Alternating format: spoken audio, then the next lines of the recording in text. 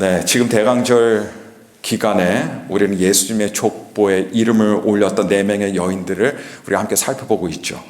지난주에 말씀드렸지만 고대 근동은 물론이거니와 그리스 로마 시대에는 여성들의 이름이 세상 족보에 올라가는 일이 없었습니다. 물론 예외는 있었지만 그러나 일반적으로 고대 족보에는 오직 남자들만의 이름만을 볼 수가 있었을 뿐입니다. 근데 성경의 족보도 사실은 고대 족보에 속하거든요. 오래된 족보니까. 근데 이 성경의 족보와 그 세상의 고대 족보를 비교해 볼 때 이 성경의 족보에는 여인들의 이름들이 들어가 있다는 겁니다. 더군다나 이 여인들의 이름들이 있는데 이 여인들을 보니까 인생의 심각한 오점들을 가지고 있었던 여인들의 이름들이 올라가 있는 것을 우리가 볼 수 있습니다. 당시 고대 족보의 어떤 문화를 볼 때 이거는요, 상식 바깥의 일입니다. 그리고 파격적인 일이 아닐 수가 없습니다. 근데 이 여인들이 그것도 누구의 족보입니까? 하나님의 아들의 족보입니다. 구세주이신 예수님의 족보입니다. 이 예수님의 조상들이 되었다는 사실이 의미하는 굉장히 중요한 복음에 대한 메시지들이 있습니다. 지난주의 경우 예수님의 족보에 이름을 올렸던 그 첫 인물로 우리가 다말의 이야기를 함께 살펴보면서 한 가지 굉장히 중요한 메시지를 살펴보았는데, 오늘 예수님의 족보의 두 번째로 등장하는 인물인 라합을 통해서 발견하는 또 다른 중요한 메시지에 대해서 함께 나누도록 하겠습니다. 이 가나안 땅 정복을 앞두고 모세 후계자였던 여호수아가 백성들을 이끌고 이제 가나안 코앞까지 가게 됩니다. 가나안 땅으로 이제 들어가게 될 건데, 그러나 가나안 땅에 들어가서 마주하게 되는 첫 관문이 바로 여리고성이었습니다. 근데 그들의 첫 번째 목표가 되는 여리고성이 어떤 성이냐면, 하필이면 말이죠, 가나안에서도 가장 강력한 성으로 손꼽히는 성이었습니다. 난공불락의 성이었습니다. 아주 완벽하게 처음부터 끝까지 주변이 다 요새화가 되었던 그런 곳이었습니다. 그러니까 여러분, 사실 여호수아에게 있어서는 처음부터 큰 부담이 될 수밖에 없었습니다. 처음에는 좀 쉬운 성을 하나씩 공략해 나가면 좋았겠지만 처음부터 가장 강력한 성을 마주하게 된 거예요. 그래서 여호수아의 입장에서는 여리고성 정복을 위한 철저한 준비가 필요했습니다. 그런 준비의 일환으로 여호수아가 무엇을 가장 먼저 하냐면, 어떤 여리고성 안에 어떤 실질적인 정보를 수집하기 위해서 2명의 정탐꾼들을 세워서 그들을 잠입시키게 됩니다. 그래서 여호수아의 명령을 받은 이 2명의 정탐꾼들이 여리고성 안으로 들어가서 그 성을 정탐하게 되는데, 그러한 과정에서 그곳에 살고 있던 한 여인인 라합의 집에 유숙하게 됩니다. 자, 성경은 이 대목을 어떻게 표현하냐면요, 여호수아서 2장 1절 말씀입니다. 이렇게 표현하고 있습니다. 그들이 가서 라합이라 하는 기생의 집에 들어가 거기서 유숙하더니. 자, 사실 제가 라합이었으면 섭섭했을 것 같아요.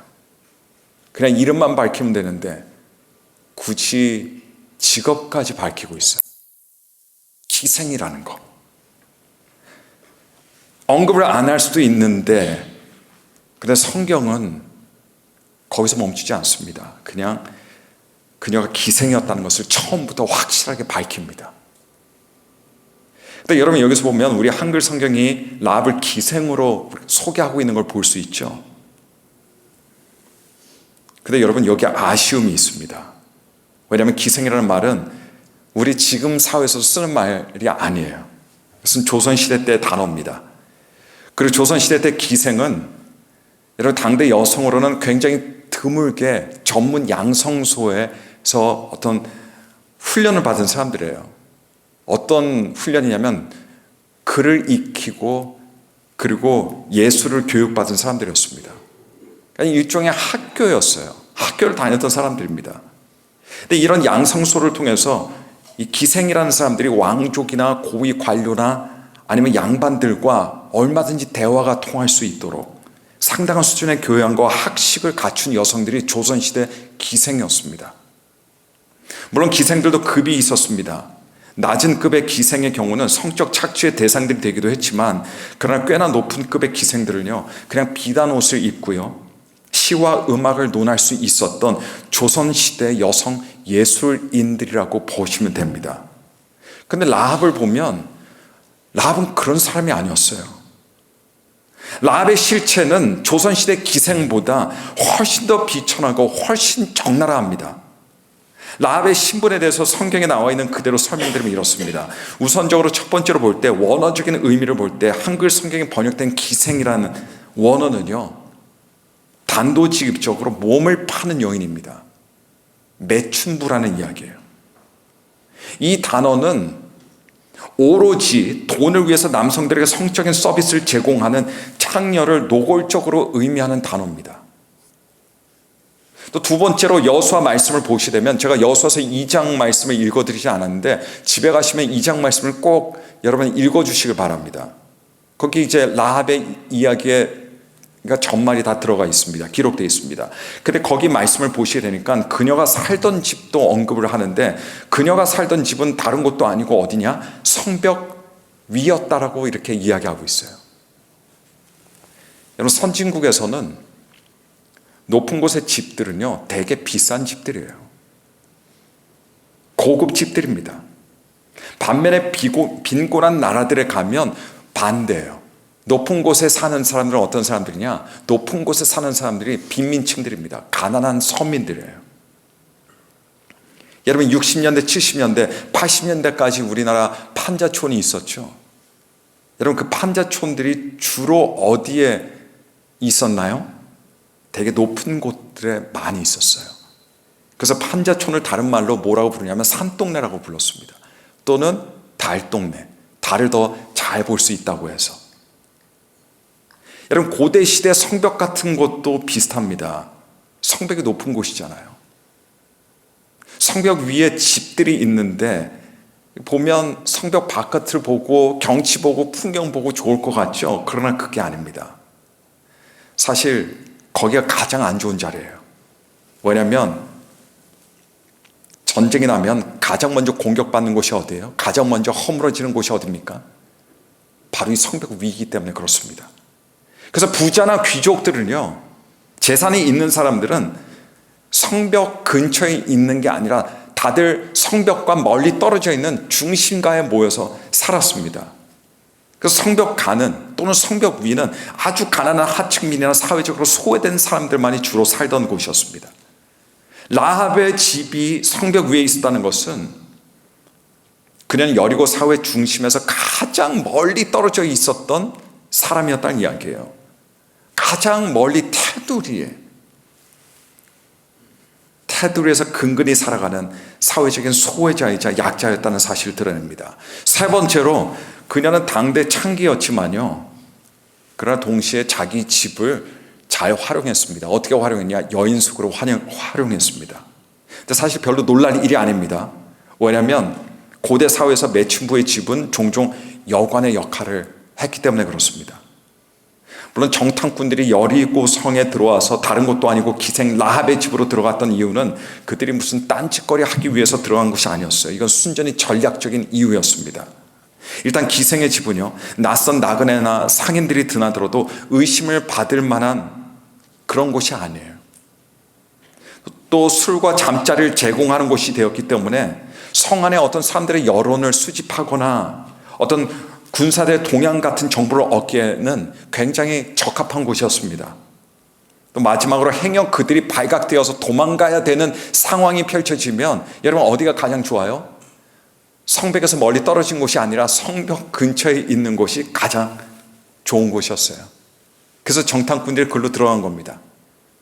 또 네 번째로 보니까 라합에 대한 또 다른 사실 하나가 있는데, 여호수아서 2장 말씀을 보시게 되면 그녀는 지붕에 3대를 널어서 말리고 있었다라고 이렇게 이야기합니다.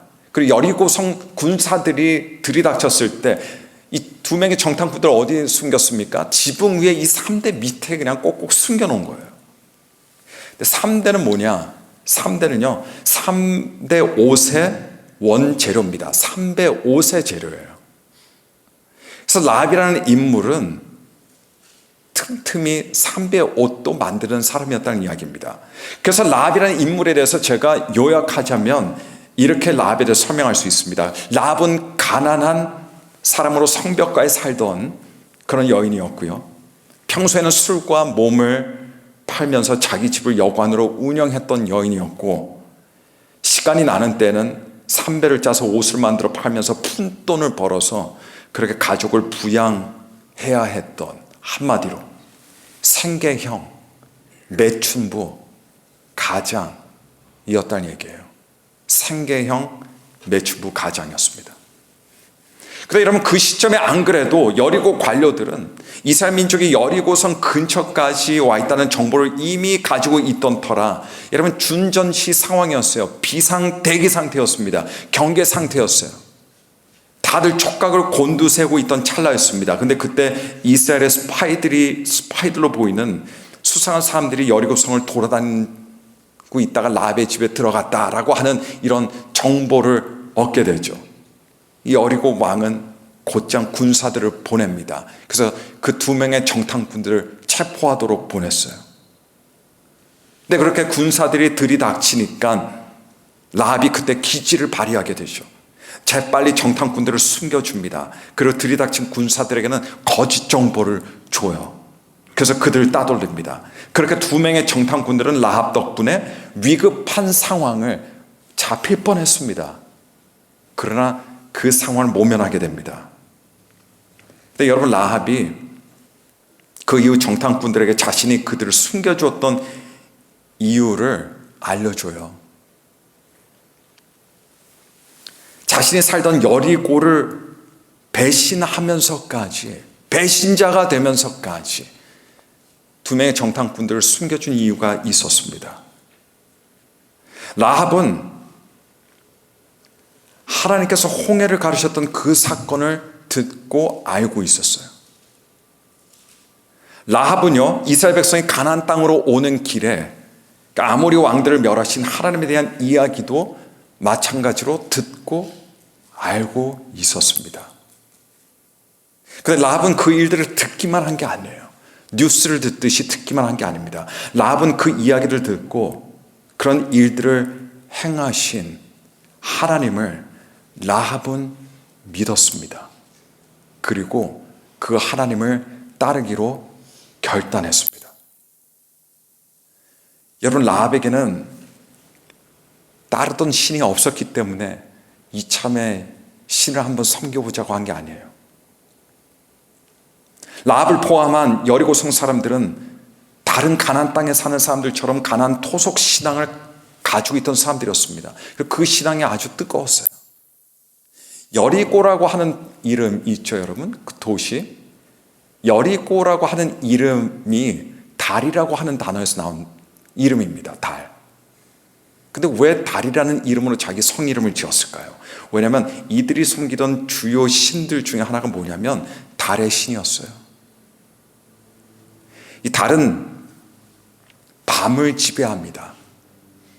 그래서 사람들이 달을 보면서 농사의 시기를 측정할 수 있어요. 또 여리고 사람들이 믿기는 달의 신이 바로 이슬을 내려준다라고 믿었습니다. 그래서 여리고 사람들이 달의 신을 굉장히 중요하게 생각했어요. 어찌나 중요하게 생각했든지 자기들의 성 이름을 여리고로 지은 거예요. 이후에도 여러분, 가나안의 모두 한 신만 믿겠습니까? 혹시 한 신이 좀 부족하면, 한 신이 부재하면 또 다른 신이 또 자기들을 보호해 줘야 되잖아요. 가나안 사람들 생각에는 여러 신들을 섬겼습니다. 천둥과 번개의 신인 바알을 섬겼습니다. 풍요와 다산의 신 아세라를 섬겼습니다. 전쟁의 여신 아스타롯을 섬겼어요. 근데 이 신들이 대표적인 주요 신들이었어요. 여러분, 라합은 가나안의 여리고 안에 신들이 없어서 하나님을 선택한 게 아니었습니다. 그런데 여러분, 여기서 우리가 봐야 될 게 뭐냐? 이스라엘의 하나님은 한 하나님이 있어요. 가나안에는 여러 신들이 있습니다. 라합이 무엇을 한 거냐면 그 많은 신들을 버린 거예요. 버리지 않고서는 하나님을 믿을 수가 없었습니다. 하나님을 따를 수 없었어요.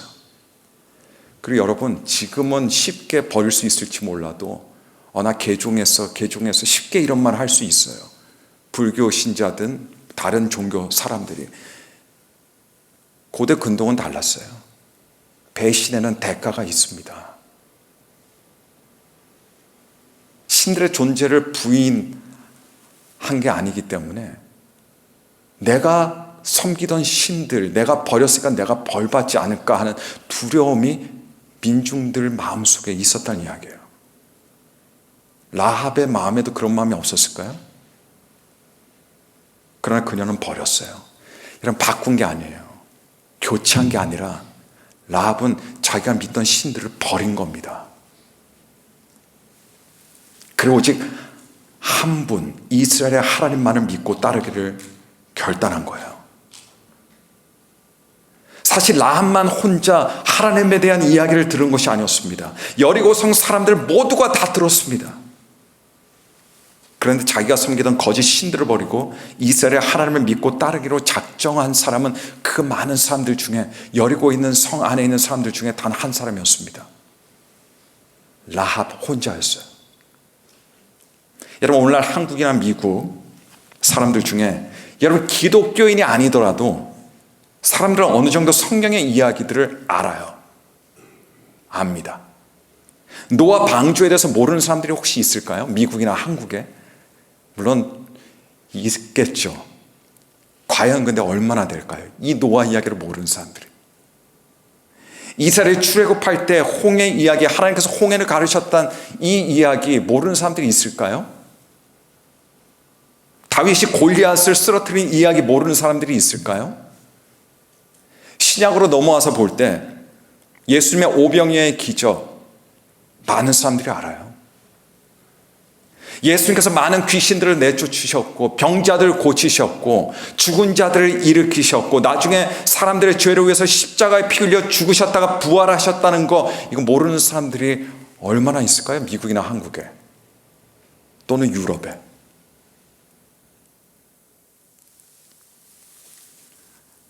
여러분, 생각보다 사람들 많이 압니다. 물론 기독교의 교리 이런 거는 잘 모를 거예요. 그러나 성경의 기본적인 이야기들은 생각보다 많이 알아요. 근데 문제는 뭐냐?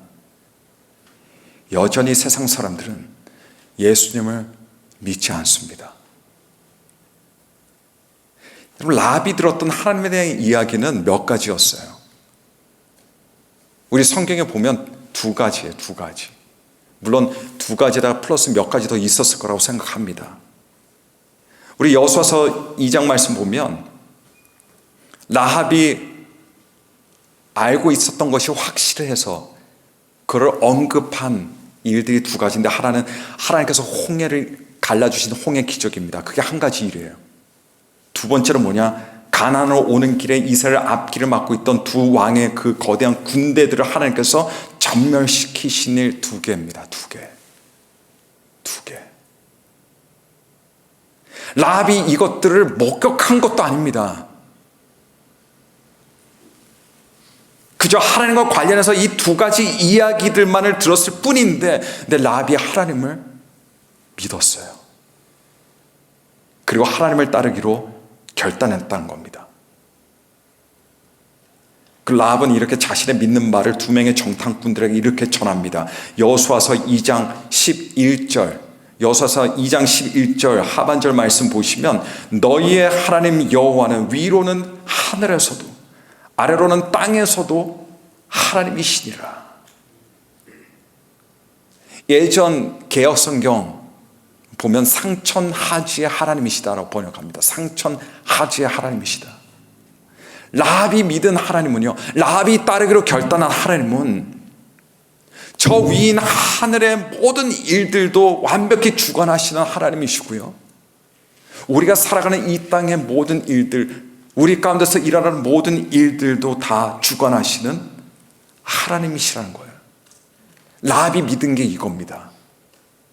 그리고 이 하나님 목숨을 걸고 자기 가족들의 생명까지 완전히 맡기고 자기가 살고 있던 여리고를 배신하면서까지 하나님을 따르기로 작정한 겁니다.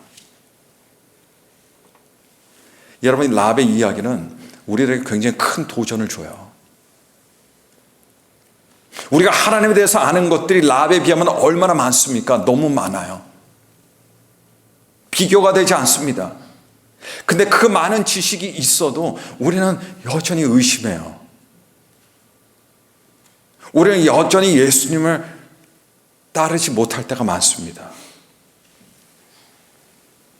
한 영상을 우연히 봤습니다. 그 영상에 보니까 중학생쯤 되는 딸인 것 같아요. 아이가 바이올린을 키고 그 앞에 엄마가 이제 아이를 등지고 정면을 바라보면서 부엌 식탁 의자에서 앉아 있는데 그 딸은 거기서 바이올린을 연주해요. 근데 그 바이올린을 듣는 엄마의 얼굴이 너무 슬픈 거예요. 비참한 거예요. 왜 그런가 보면 딸이 연주하는 바이올린 소리를 들으면 여러분께서 이해하실 거예요. 너무 못하거든요. 끼끼끼끼 하면서 노래가 나오긴 나오는데 그래도 여러분 엄마잖아요. 그죠? 엄마는 그래도 자랑스러워해야 하는 거 아닐까요? 딸을 격려해야 되는 거 아닐까요? 근데 이 엄마는요 너무 비통한 얼굴 표정으로 앉아 있는 거예요. 울기 일보 직전. 이 엄마가 참 이상한 엄마인가. 근데 그 영상에 이런 자막이 뜨더라고요. 딸의 바이올린 레슨 경력 10년. 딸에게 들어간 바이올린 레슨비 얼마. 저 같아도 울 것 같아요. 근데 사실 딸의 경우는 그럴 수 있죠. 왜냐하면 소질하고 관련돼 있어요. 소질이 없으면 어쩔 수 없습니다. 음악에 소질이 없는 저도 아마 똑같이 그럴 것 같아요. 근데 여러분, 신앙은 아니잖아요. 신앙은 소질이 아닙니다. 우리의 신앙 연수에 비해서 우리 믿음을 보면 어쩌면 영상의 바이올린을 키는 딸과 아주 흡사할지도 모르겠다는 생각이 듭니다. 라합의 경우는 자기가 지금까지 섬겼던 거짓 우상들을 다 버렸습니다.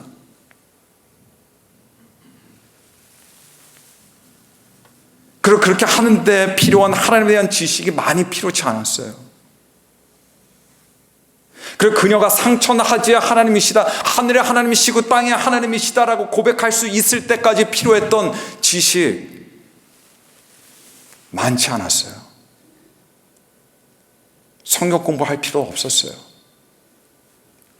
그 고백하기까지 말이죠.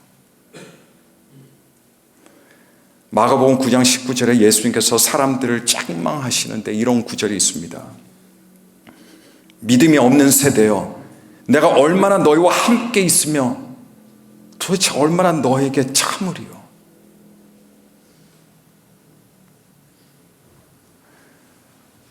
우리는 믿음이 없는 거 너무 자연스럽게 생각해요. 난 믿음이 없어. 저 믿음 없어요. 근데 믿음이 없는 것은 하나님께서 극히 싫어하시는 일이십니다. 책망하실 일이세요. 그래서 우리의 기도에는 뭐가 있어야 되냐면 우리가 믿음이 없음을 위해서, 믿음이 없어서 우리가 기도해야 되는 거예요. 믿음으로 살지 못하기 때문에 기도해야 되는 거예요. 믿음으로 신앙생활을 하지 못한 이런 회개 기도가 우리의 기도 속에 있어야 됩니다. 동시에 우리는 하나님께 믿음을 달라는 기도, 간절한 기도가 있어야 돼요. 사실 라합이 얼마 되지도 않는 하나님에 대한 지식으로 놀라운 믿음을 가질 수 있었던 배경도 우리가 살펴볼 필요가 있어요. 라합은 사회적으로 천대받던 사람이었습니다. 자기 몸을 팔아가면서 살아가던 사람이었습니다.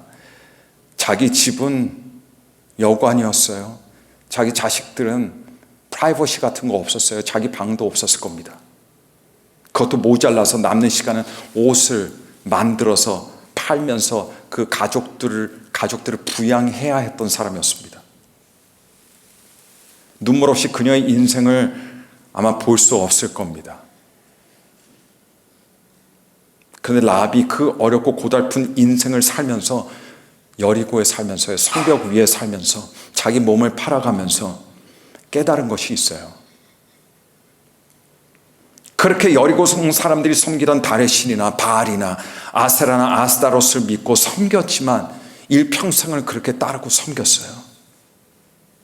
근데 그들에게 아무 능력이 없다는 것을 알게 된 거예요. 이 신들이 그녀에게 구원은커녕 이 땅에서 어떤 기쁨이나 어떤 위로나 어떤 소망도 되줄 수 없는 신이라는 것을 확실하게 알게 된 거예요.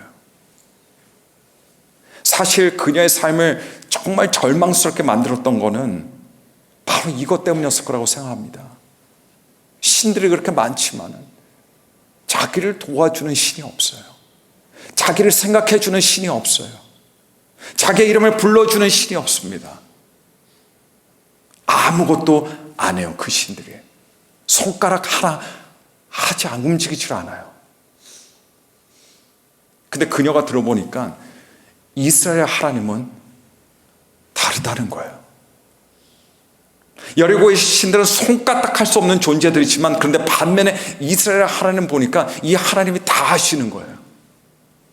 다 하시는 거예요.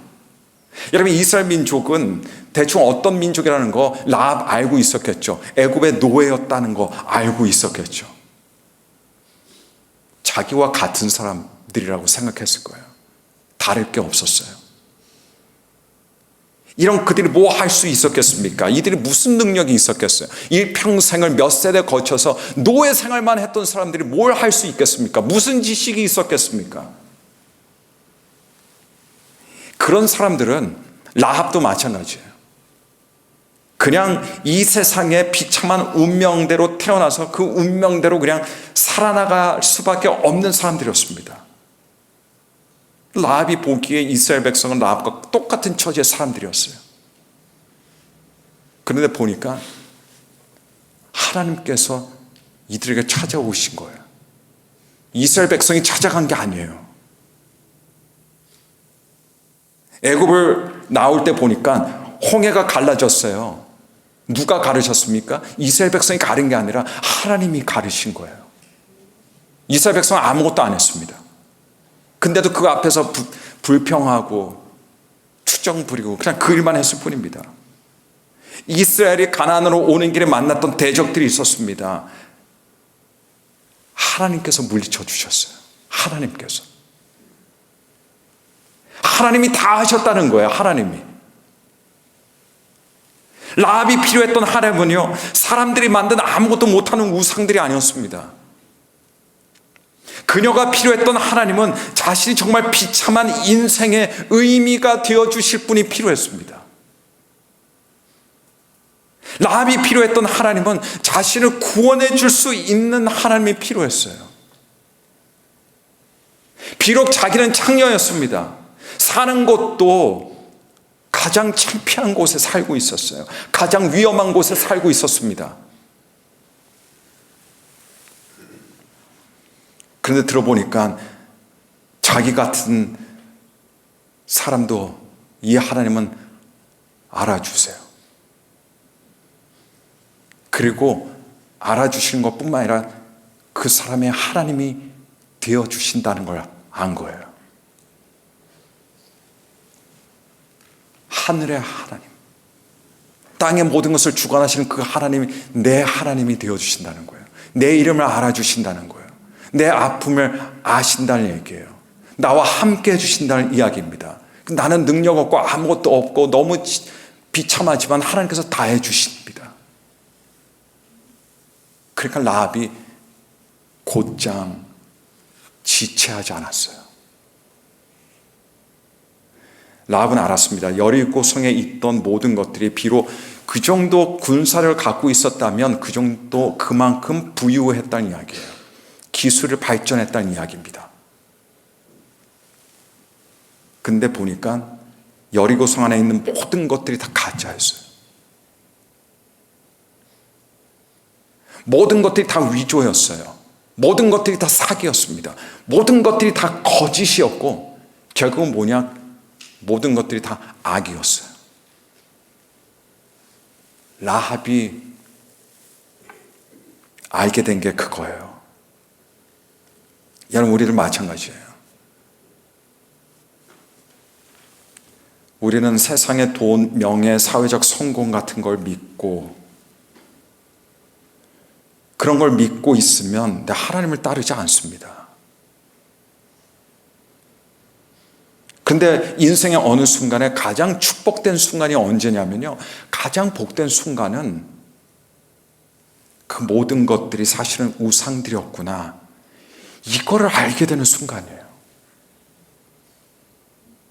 실제로 내가 생각했던 모든 것들이 내 영혼을 지켜주지 못하는구나, 내 사랑하는 사람들을 지켜주지 못하는구나, 나를 구원해 줄 수 없구나, 이거 깨닫는 순간이 가장 축복의 순간이에요.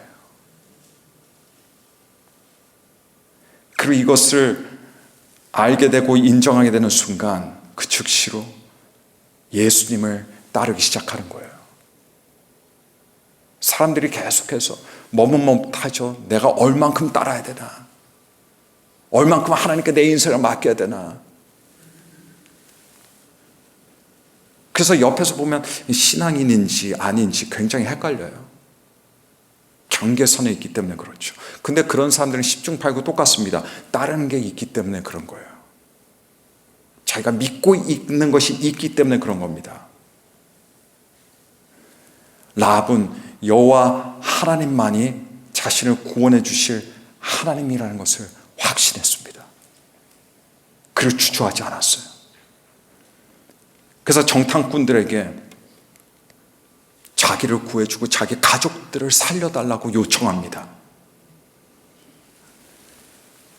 그러자 두 정탐꾼들은 딱 한 가지를 이야기해줘요. 딱 한 가지.